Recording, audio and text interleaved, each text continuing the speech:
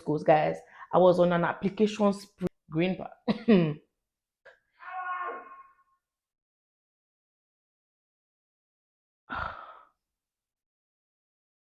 One, two, three, funky.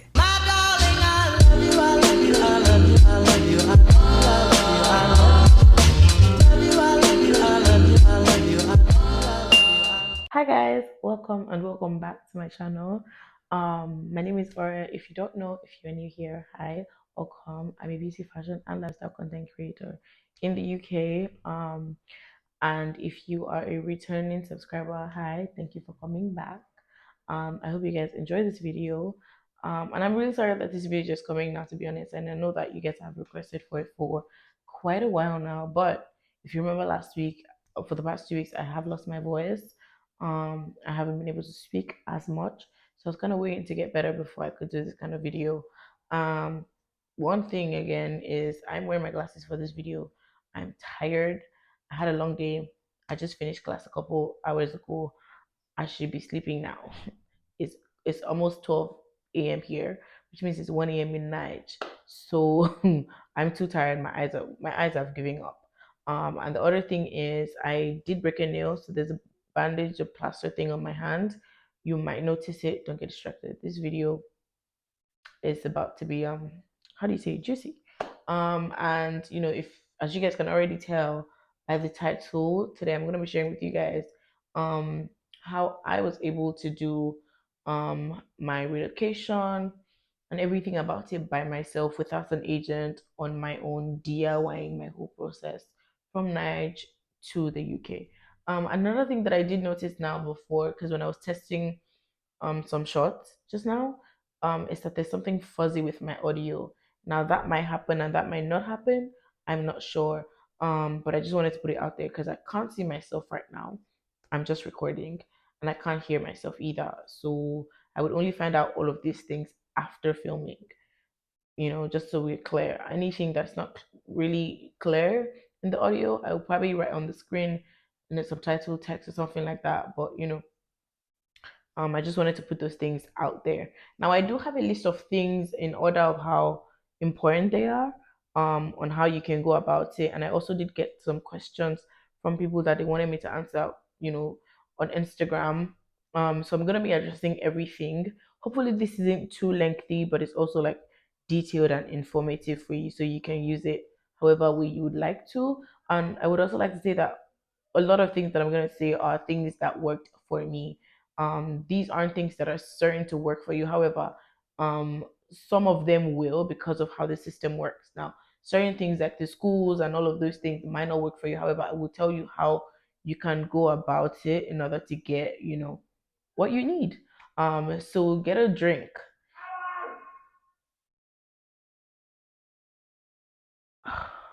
So get a drink. I have water. Um get anything that you can, sit back, relax, and let's just talk about this. Also don't forget to subscribe to my channel and give this video a thumbs up if you enjoy it. Drop a comment if you have any, you know, tell me something, ask a question if you have any, whatever it is, just drop it in the comment section and I'll be there to answer. Subscribe to my channel, turn on the post notification, you know the drill. All of that being said, let's jump right into the video. All right. So the first thing, the most important thing, in my opinion, I mean, the number one thing that you need to have in check is your passport. Please, I hope, I hope you have your passport, your Nigerian passport, whatever it is. I hope you have something, or at least you're applying to get it, or you're trying to get it. That should be number one, or you at least have that first. The second thing that I want to point out is, what I want to talk about. The second thing that we're going to talk about is schools. Very important, the most important. I mean, the second most important, because that's the main thing. You guys ask me, how do you get schools? How do you find schools? How do you search for schools? Da, da, da, da. I do feel like finding schools or searching for schools, I wouldn't say it's that difficult, in the sense that there are different ways you can search for schools that you want to go to. Now you have to search by your course. Make sure that they do have your course. The schools that have your course, write them down, and then search by ranking also. Out of those schools that you've written down, what's the ranking? You don't just want to pick any school and then say, oh, because I'm going to school, at least it's in the UK, I'll just pick anywhere. No, no, no, don't do that. pick according to ranking, just rank them on the same paper that you've written the names of schools that have your courses, rank them there. The next thing is employability rate. Think about, okay, what's the rate? Like if you finish from this school, what's it like outside in the main world, How well do they receive? It's the same way when you're somewhere that went to Harvard or Oxford or Cambridge and you're somewhere that went to somewhere else that's not all of these places, you do know it's not a thing of you do know that they do rate them higher than they do everybody else. But it's that kind of way. But not everybody can go to Harvard and Cambridge and all these other schools, but at least pick a good school that you wouldn't be shoved aside. Do you get what I mean? So also rank them like that once you have the list, and then now start to tailor your all based off of all of those things. Then you can now select what schools you're going to go for. Do you get what I mean? And I think that that's the best way to find. In order for you to even search and know all of this in the first place, the number one thing for me and the number one thing I did was I was researching day and night. I was checking every day. There was no day that would pass that I wouldn't check something about it. And I was checking it extensively. I was checking on Google, TikTok, YouTube. Those three, I was constantly wrapping my hands around them. Now with Google, you find like longer, detailed posts, stuff like that. TikTok was the best for me because I just wanted quick answers. Go straight to the point. Tell me something I need to know, and then that was it. So all of those platforms worked for me. All you have to do on Google is just literally search UK schools for international students, like best UK schools. Like you can write three words: international students, UK school, that's all. And you would see literally, and then sometimes you want to tailor it down to the course that you're doing. So say, example, microbiology, you can tailor using microbiology or using whatever course it is you want to study. Best schools in the UK to study this. Da, da, da, da. In fact, Google would even suggest to you as an international student, even if you didn't put it before, it would suggest to you that bit. So you know that you can tailor it that way. So that's how you find schools. Once you search like that, you just write out all the list of schools that have appeared before you and then put that down somewhere. Then the next thing is to search their ranking and how good they are and how recognized they are and how, just how well they're doing, and put that as well because that's very important. And then, you now start to pick, okay, this is the one I'll apply to. This one is higher than this one, I'll apply to this one. Or in fact, you can even choose to apply to every single one of them, like I did, and we're gonna get to that. But just know that that's how, if you want to pick a school, if you want to find schools, that's how you're going to do it. And that's how I did it till I found my school. Another thing that I do feel like you need to consider when you're trying to select a school, besides the look, the ranking, and how well they are, employability rate and stuff like that, employment rate, I would say is the location. The location also matters in the sense that if you pick a school in London now, there's tendency that the school in London is maybe more expensive than the one in Manchester, Birmingham, or Coventry, or even Colchester here. So it's different strokes like that. So that also plays a role in the kind of school that you're going to select. So if you're thinking about London, you know that the cost of living there is more than whatever it is here in Colchester, or whatever it is in Coventry. The cost of living is higher. So also consider those things. That's what you have to think about. Think about, so how can I maintain can I maintain myself when I stay here? Can I do this? Can I do that? Just think about those few things and then use that to make the decision on the schools that you're going to go. So the next thing I want to talk about is obviously when you do find your school and you find the course that they have that is what you want, and you've checked the ranking, they're good to go. You check the location, it's in a good spot. Employment rate is great.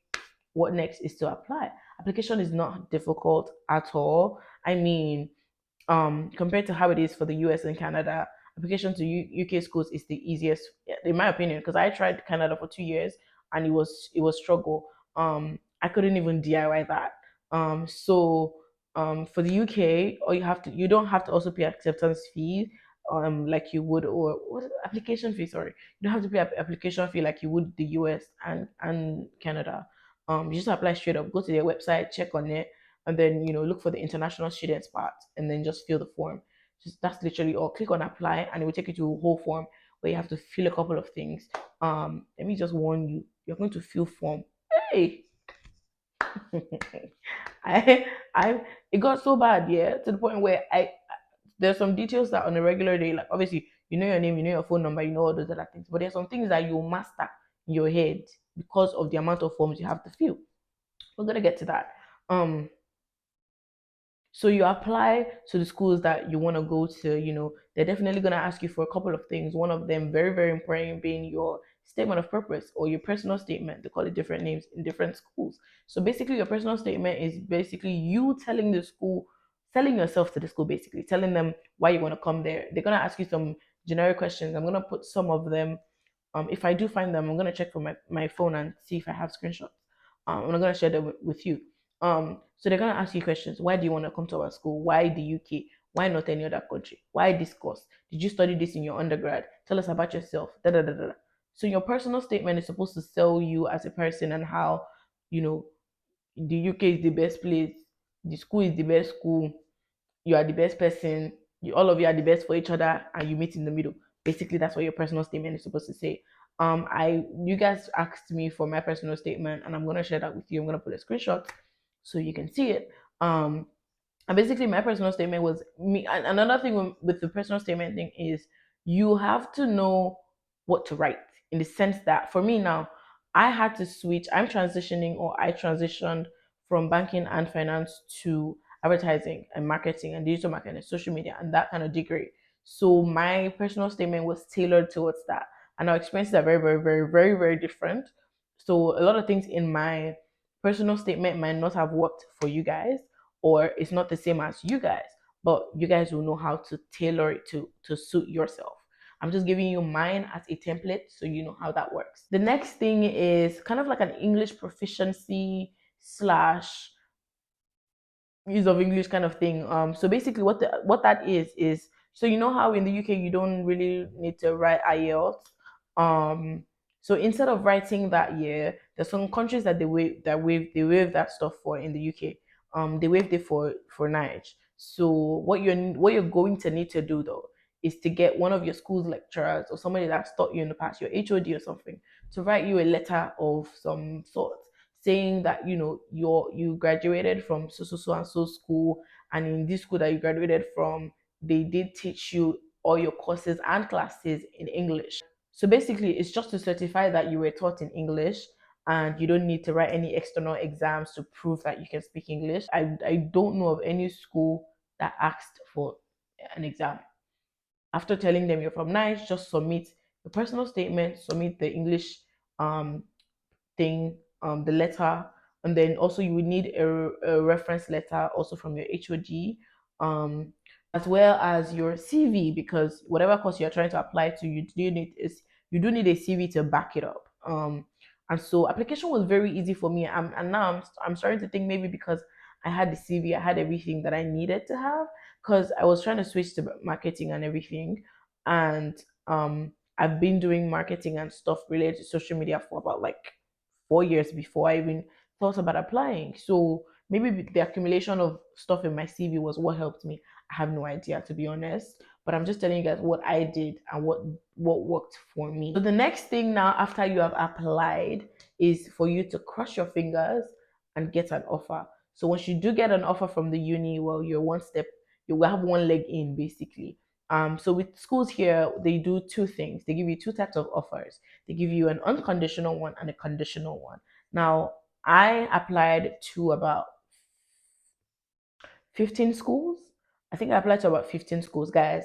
I was on an application spree. Let me tell you, yeah, I was just applying everywhere, every school, the only place I did not apply to, the only schools that I didn't apply to were the schools that didn't have my course.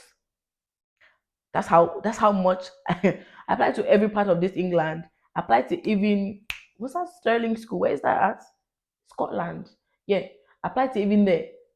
There's nowhere I didn't apply to basically. So just go on an application spree. It's one of the reasons why I would recommend that you start applying early.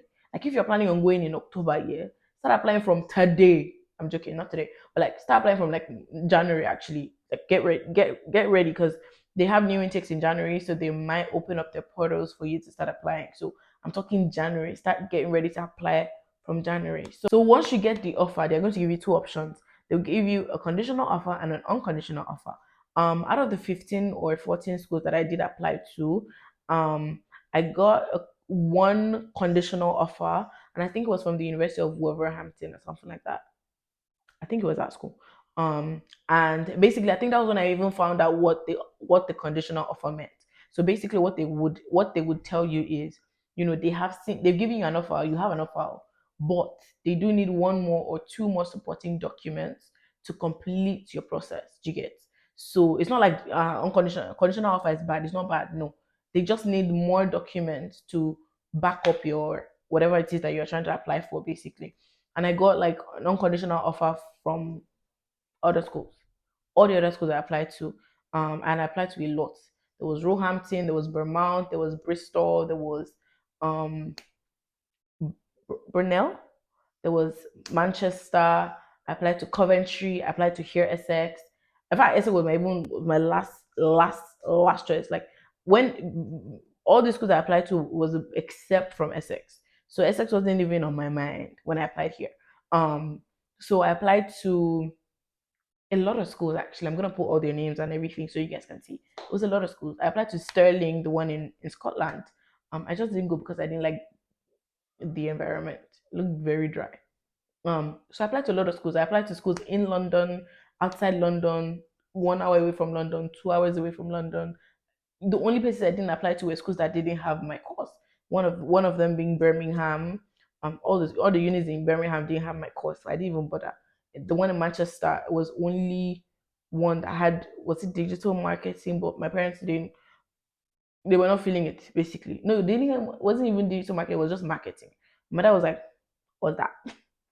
So yeah. So once you do get an offer from the school, you get either a conditional or an unconditional one. Depending on whatever you get is what once you accept the offer, you are moving on to the next stage. If you get a conditional offer where they're asking you for one more document to support your thing, you have to submit that of the document. They would acknowledge it and then tell you you can proceed to the next stage. Okay. Now, the next stage is the exciting part. I said when you do get an offer, you have one leg in. What already seals the deal for me, in my opinion, is when you have to pay your deposit.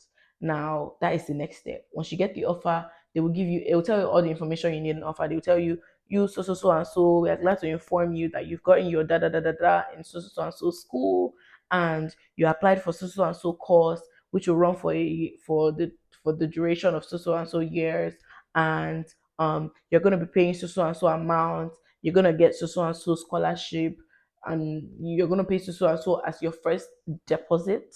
So those are the informations that will come in your and I also I don't know if you guys can tell by now, but I'm literally indirectly recommending that you apply to multiple schools. Do not put all your eggs in one basket. It doesn't hurt you to apply to multiple schools. The beauty of it here now is you don't have to pay an application fee. So since you don't have to pay an application fee, you don't have to worry about anything. Just be applying. Like just you can sit down a week and apply to 20 schools. It doesn't hurt anybody. All you have to do is wait for your yes year, no year, yes year. But then don't expect that you will get into every school that you apply into, because that's how it works. I remember there was a school that said no to me that I didn't even get why. And then they asked me to tell them something in order for them to be able to change their minds or something like that. And I was just like, nah, I don't feel like I have like 13 other offers. So sorry guys. I'm hot cake. I'm just joking. But yeah, that's how you should feel when you're applying to these schools. I was applying. Let me tell you another thing. Yeah, I was applying. I don't know if that was a good thing to do, but I just wanted to have options. I was applying to schools even without checking their fees. I was just hoping for a miracle to happen with the fees. I just wanted to apply to every school that had my course, so I would have options. I would know how to weigh my options. Once you pay your deposit though, now this deposit part, I really don't know how to say it. I don't know what to say about I don't know much to say about it, because I know people would have questions about how did you pay from Nigeria? How did you from A? Is which bank did you use? I had nothing to do with it though. My dad did everything. So I don't know much about it. I can't say. However, maybe this is where you might need help. But I really don't know much about it. Um I will tell you guys other things that I did to pay other money that weren't like school fees or application or anything like that. It was some other things I did to do that. I did that myself. So and when you do get your offer, the next thing, look, let me tell you before we even go to the next thing yet. When you get your offer, I think that's the point where you need to start gathering your proof of funds money. I don't know. So the proof of funds needs to be in your account for at least 28 days. Yeah. So it has to be in your account for like a month. Now you can add money into that account, but you cannot remove. The moment you remove from it, it starts to recount. So keep that in mind. Once you set up an account that's what you're going to use for your proof of funds, because you need the bank statement from that account. Just leave the money there. You can add though, but if you remove from it, even if you remove from it the morning of the day that you're supposed to go to your visa office or something, it would start to recount. So don't touch that money. Store it or save it somewhere that you know that you're not going to touch it. Just leave it locked in there for about a month. They only need a month's duration of the bank statement. So that's the next step. That is, in my opinion, no, that's the next step. After you get your offer and you've paid your deposit, proof of funds straight away. Usually, when the school sends you like an offer and everything, they always tell you how much in deposit you're going to pay. I think this is where the scholarship thing comes in. So with deposits, it can range from £2,000 to even £5,000, depending on the school. Some schools asked me to pay £5,000. Some schools asked me to pay £3,500. Some schools asked me to pay £4,000. Some asked me to pay £2,000 in deposit. Okay, so as your first deposit towards the school fees. Now, my school asked me to pay £2,000, while other schools were asking for more, and that was okay. That wasn't an issue. I'm just giving you guys the list of how much it can range from. Okay, and then to the scholarship part, which I think is very important, and the part where I think everybody has been waiting to hear. The good thing about all the schools that I applied to is that I noticed that they all have some sort of scholarship program for international students. um, and another thing I noticed is that from Nige, they always tell you, oh, if you don't get a good grade, you will not be able to do it. I mean, maybe you, but it wasn't the case, because a lot of schools that I applied to, I could see it there, and they were saying it that a third class degree can get this, a 2-2 can get this, a 2-1 can get this, a first class can get this. So there's a lot of options for you. So don't feel bad if you feel like you don't have a good enough degree. There's something for you here, and I'm sure that if you search well and do your research and use tips and stuff like that, you would find something that works for you. So I noticed that a lot of all the schools have a um, some sort of scholarship plan for international students, and some even have for African students. Now, my school, I didn't even apply for the international student one. I applied for the African students one. And the African students one, it's another reason why I said apply early, because sometimes they have a list of numbers or like how many they can give out. So if you apply late, they would have collected everything and you'll be late and you will not see anything to collect in terms of scholarship.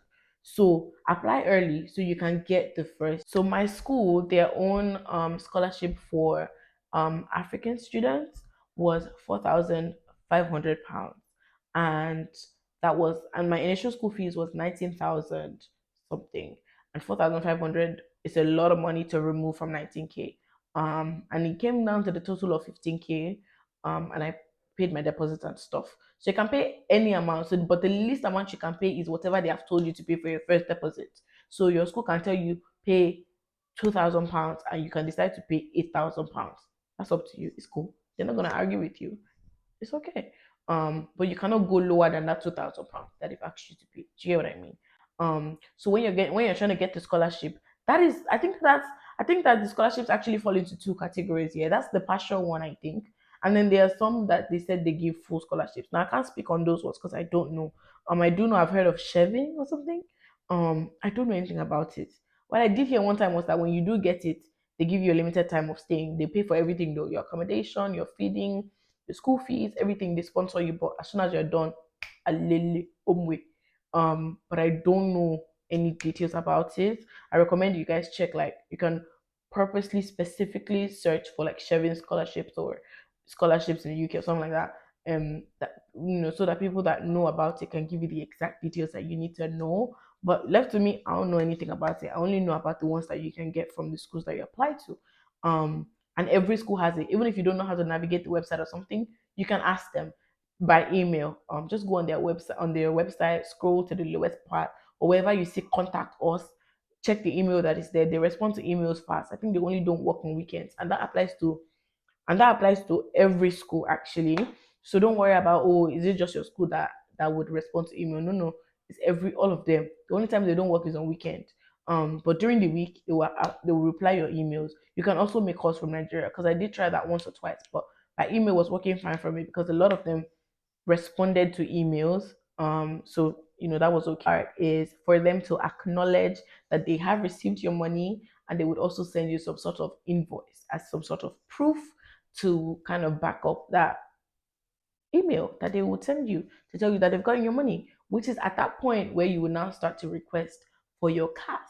Now the CAS is it's like a 2 page, 3 page, um it could come as a paper, honestly. It's just a form thingy that shows, it's called confirmation of acceptance of studies on that.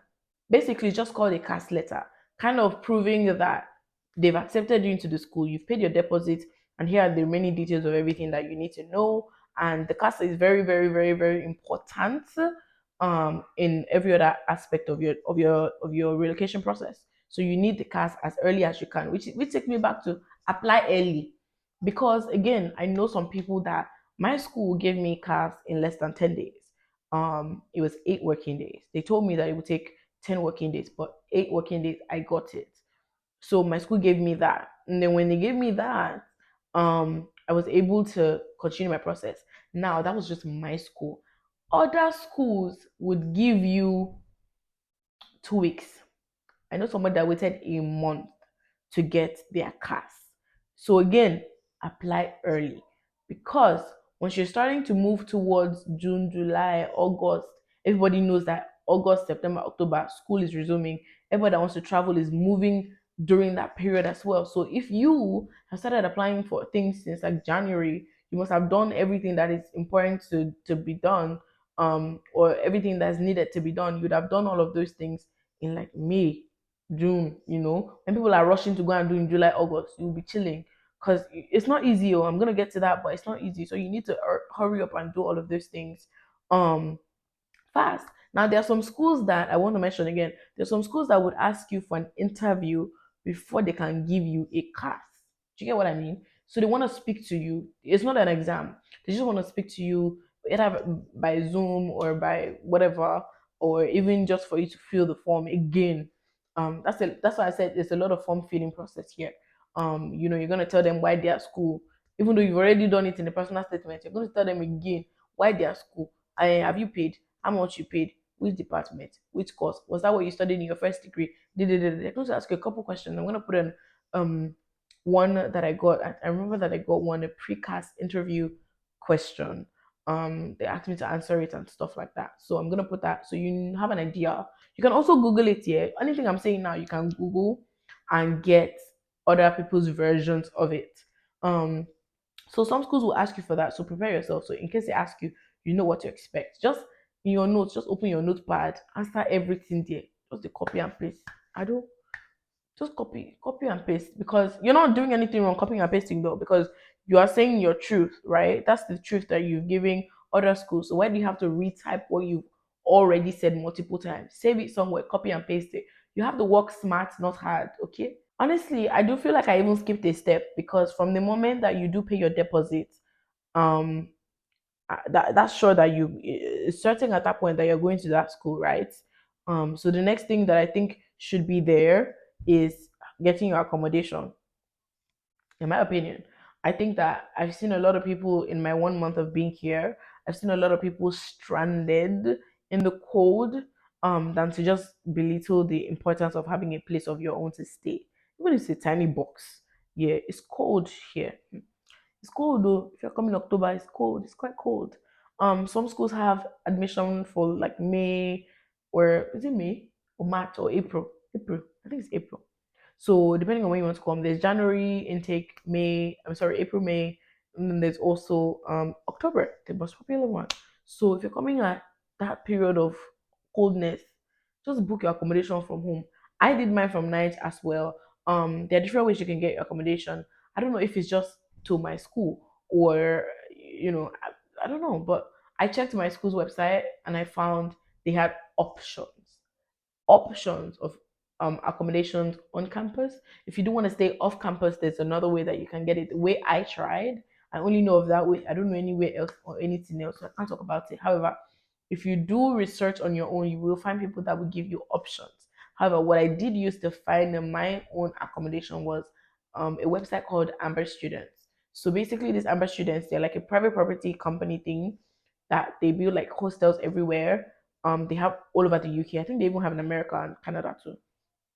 And they have accommodation like student buildings everywhere, student accommodation everywhere, and you can apply and like you can book accommodation through them. They have their own building. That's where I am. Where that's is one of them.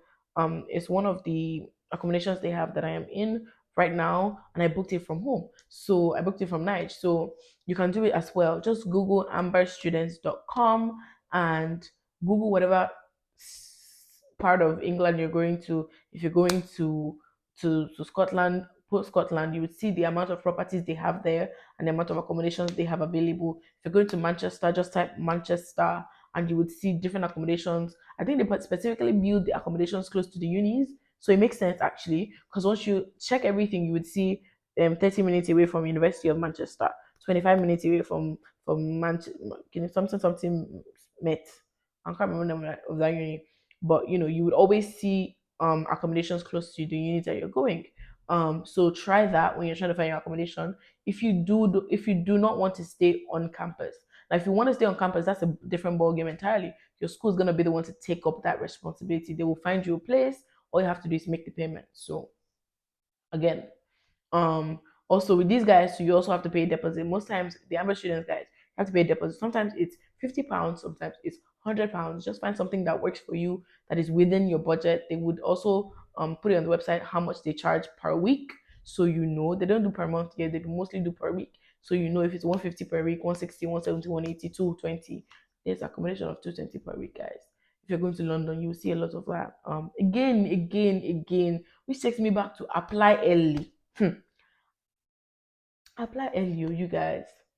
Why I said apply early, this accommodation thing, I just remembered again that at the time when I was trying to find accommodation, the only reason why I was able to find a good place or find where I found on Amber Students was because of the place where I picked here, this Colchester that I'm in, right? I said I applied to schools in London. I just didn't go because of the cost of living, and how much I was going to be paying for rent per week. I was seeing tiny ass cubicles for £230 per week, and I'm like, okay, am I coming here to do fraud or fraudulent activities? No, I'm not. I'm coming here to study. How much money would I be making in order to pay for £230 per week rent every? No, I'm not doing that. So one thing I wanted to say, right, the thing that brought me back to this was when I was checking as at August, a lot of these houses were sold out, even in London, even in London. So, and that was like what, even before August, September period. The earlier you apply, the better for you to find cheaper places. You would find good deals if you apply early. The next thing at this point I would say is to book your TB test. If you're in Nigeria, there are two places for the TB test. I am VI and Ikeja. Okay, I went to Ikeja thinking, Ikeja now, people will be in VI, so no one. Book again. Who will tell you? I just sound like I'm repeating a lot of stuff, but really, guys, book early. Do everything you need to do early, because at the time that I went, I think I went in like really late July, early August or something, and the queue. The queue. I was there. I got to Lagos because again I didn't stay in Lagos. I had to travel down, and I got to Lagos maybe around like 7 a.m. and I didn't leave Lagos until past 9 p.m. So the queue again, I think another thing that also added to that problem was because of the time I went to the place. I went there. Honestly, I need to confirm when I went because it wasn't in at the time when it was in peak period. Peak period will start from like August, September, or even July, August, September. So I think I went around that July period. So book your date. Another thing again about booking, yeah, is before you find dates. Hey God, before you find the dates that you would even use to book appointments for the TB test, eh? You will almost use God to beg the angels and use the angels to beg God back. Everybody will start be begging each other because they will tell you, oh, you can go on the website and check and book a date. You get to the website, you will not see anything. Let me tell you, those guys have 4 phone numbers, yeah? All four, not one went within like a month that I kept on calling them back to back to back to back. Not what, and I do know some people that they said they pay you. I mean, you pay them rather to get you a date, so you can pay them 50K to get you a date. So that happened though. But I didn't have to pay. I eventually found a date on the website. Book these things early. Try your best. I know it's not easy. It's easier said than done. However, just consider the fact that from July to September, October, everybody that wants to travel will start to true pain and all hands will be on deck. Everybody wants to go. And so the energy of people trying to do a lot of things at once will not be the same compared to you trying all of these things January, February, March. Nobody really cares about traveling nowhere in March, except they're going for obviously May, April intake, of which if even if it was April intake, you would have to start applying to schools from the October of the year before. Do you know what I mean here? So I think that it's just that cycle of it. Just try your best to apply early, and book your TB test. It takes time to book. Also going there, it takes time to finish. Because you would do the test and you would wait for the results. Do your research. You can write all of these things down. However, still do your research to add more to the information that you already have. So once you do your TB test, you're done. Look at you in the UK. Think you can now start to focus on the UK website, the UK government, yeah, that website. Is the I'm gonna put the name of it. I can't remember, but there's some sort of like form that you have to fill on that website as well. In order for it to lead you towards paying your IHS money and paying for your visa fee. Now the IHS one is the health insurance, and the visa fee is the visa fee. The health insurance one, it's two ways in the sense that the money you pay for a 1 year stay is different from the money you would have to pay for 2 years or more and stuff like that. For 1 year, 600 and something. I'm sorry, did I say thousand? No, 600 and something dollars. And then the visa fee is also like 300 and something dollars. So both of them, both monies would come down to a total of nine. I'm sorry, 800 and something. Sorry guys, I mixed it up. You have to do your biometrics first before you do your TB test. Okay, so the biometrics is also the same process as getting the TB test. You need to book an appointment to get to get the date for the biometrics, and you need to go and do the biometrics. Yeah, and then when you do the biometrics, you now go back for TB test. I said I was going to tell you guys how I was able to pay some of my money, and um, even as much as I didn't use an agent, I did kind of speak to my friend that was doing his master's in the UK at the time. So what I did, transferred the money in naira to him, and then he gave me his card to pay in pounds. Do you get? So these things have no repercussion, to be honest. So if you have any friends or family that's there, or you can just send them the money that you have, and then they would change it, and then you get to use their card because you do need. Most of them is card payment. They would ask you for the card number, expiry date, stuff like that on the card. So you need a card like that. There was also the option of getting a DOM account, but I do have a DOM account, but the problem at that time was in order for you to, if you even if you have a DOM account, you also need to get a DOM card, and I didn't have that. The DOM card was what I was using. I'm sorry. Basically the DOM card was just not. Time was tight for me already. I couldn't wait 2 weeks for them to give me a DOM card before I would now pay the IHS money and the visa money, and then they would now start to process it.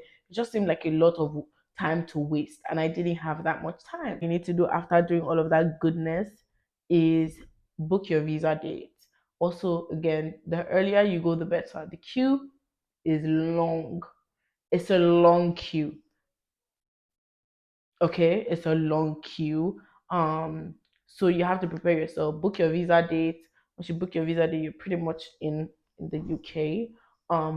You have one leg in already, and at that point when you're done booking everything and you've done everything you need to do at the visa office, and they tell you you can't go now. Also, when you're going to the visa office, please carry everything that you have with you.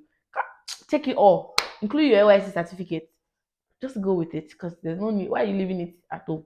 What do you want to take everything with you? All your CAS letter, your TB test, your the IHS, everything that you paid for, the school's acceptance letter, your own your transcript from your uni, your certificate from your uni, your bank statement, very important. So, and then they'll also collect your passport in order for them to send it to Kenya or something, where they will check it and stamp it, hopefully, and then send it back to you.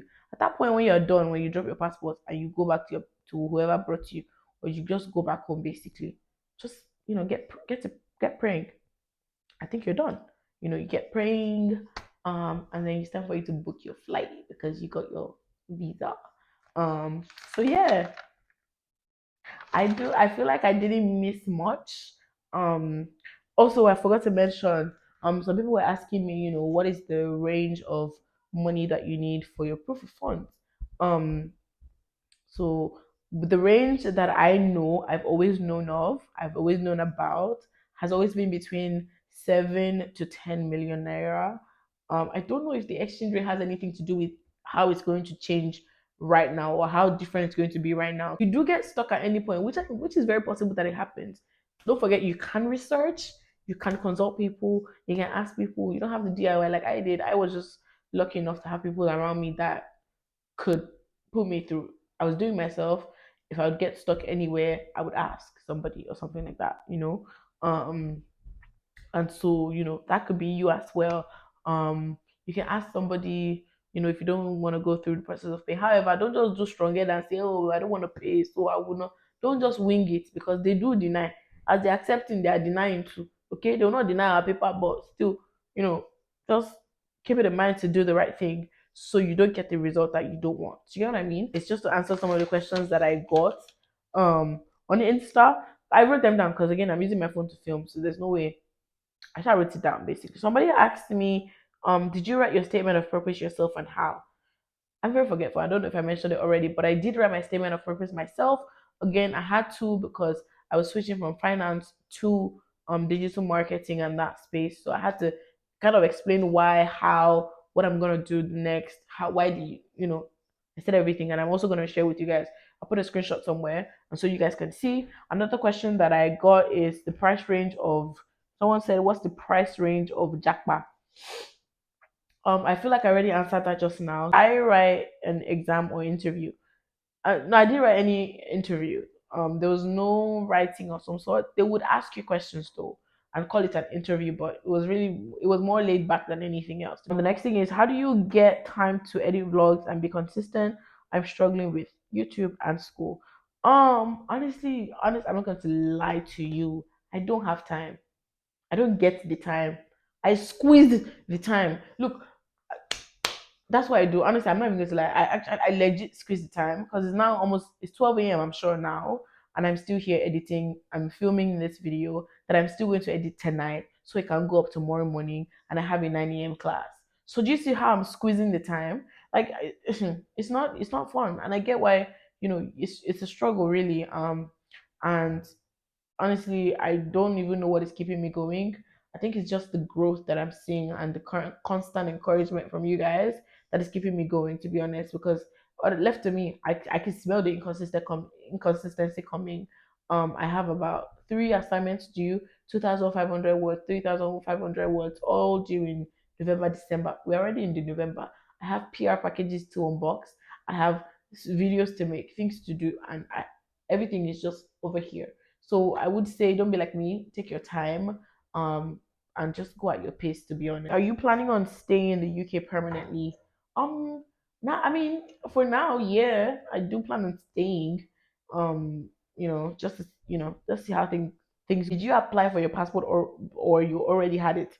Again, I had my passport for about 2 years before I even started to apply to the UK, because, again, I was doing Canada for 2 years and that didn't quite work out. So I'd had my passport since then, which is why the very first thing I said was, make sure you do have your passport, because I heard that the process of getting a passport now is really long, and I don't want that struggle for you guys. So try to make sure that you have your passport on time. Okay, so all of those many talks, um, and we've come to the end of the video. I hope you guys I've been able to help you guys, because that's the only reason why I did this. I just wanted to help you guys in any way that I could. And I know that some people are skeptical about using agents. I tried using an agent, it didn't work for me, to be honest. And doing it myself just felt very fulfilling. It was really fun, but also stressful. But it was something. But you can try to do it yourself the way I did.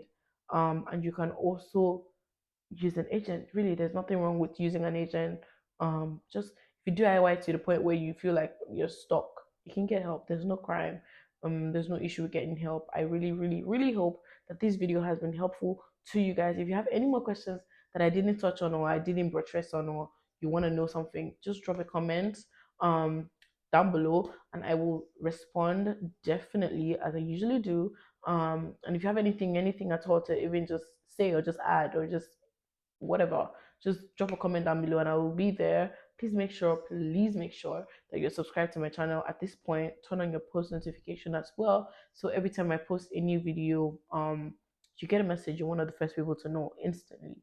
And thank you so much for watching this video. I hope I haven't missed anything, and I hope that you guys have been able to learn one or two things that would help you also move, relocate. And yeah, I will see you guys in my next video.